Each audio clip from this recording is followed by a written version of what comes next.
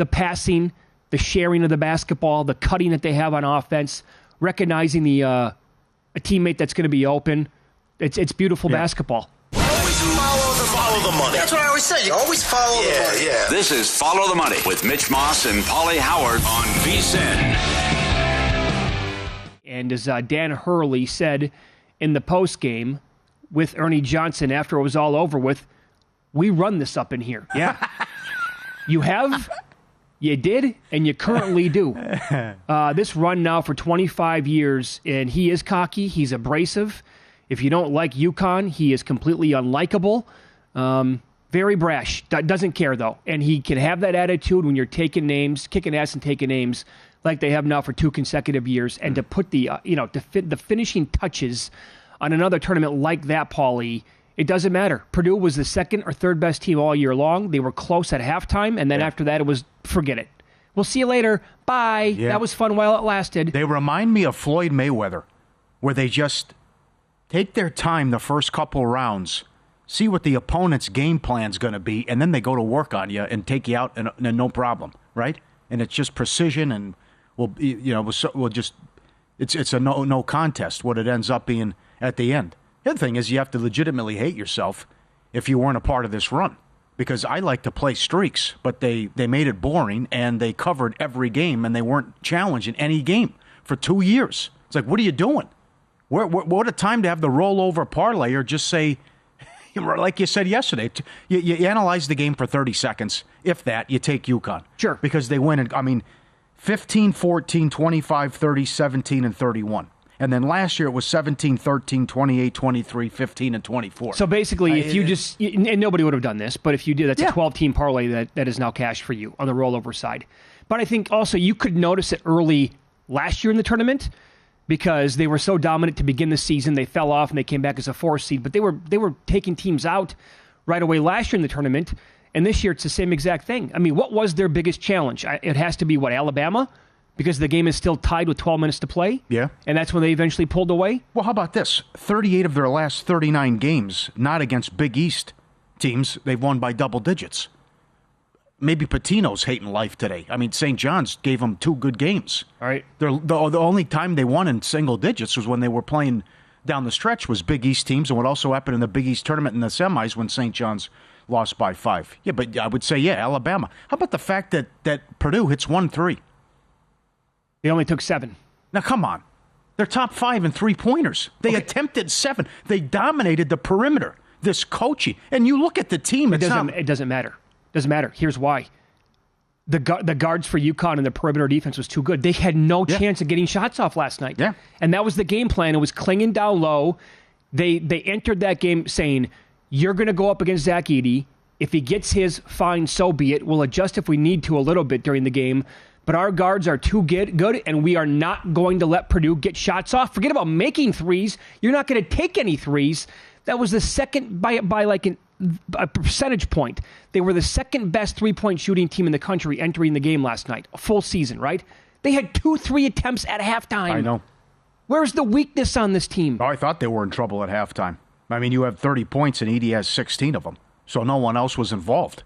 And then, of course, they just do what they do best, which is blitz teams in the second half. But you look at it, and it's not like Kentucky, where it's all these NBA players, and they can't even get past St. Peter's and Oakland.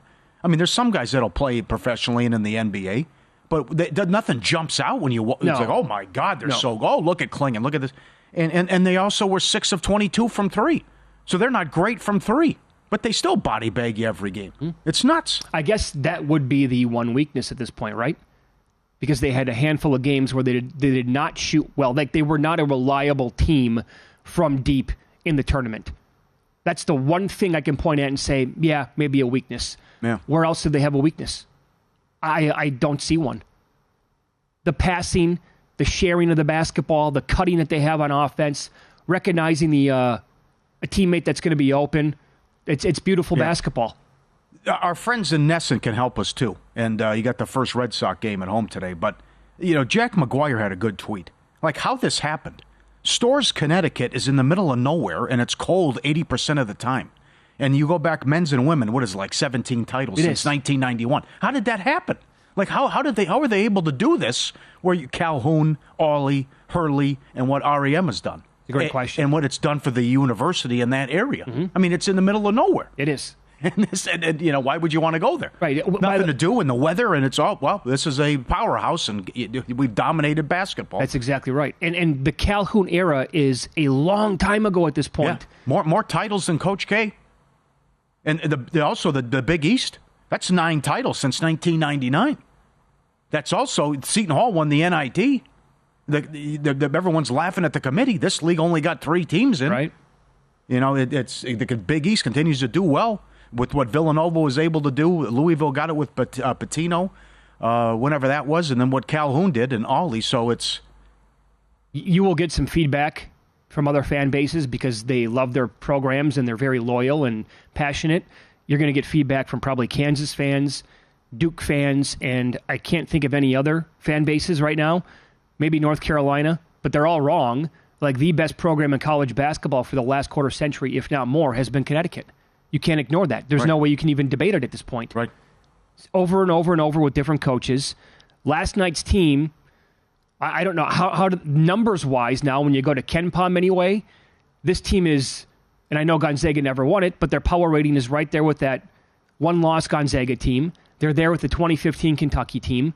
They're there with that 2008 Kansas team that won it all. I'm with humans. I don't think anyone can touch 90, 91 UNLV. I would say some of the teams from the 90s would beat this team. The Kentucky team you love? The Kentucky team, the UNLV team. Well, the UNLV team that didn't win it, I mean, you had... Oh, they were better, yeah. Yeah, 4 guys went in the first round of the draft.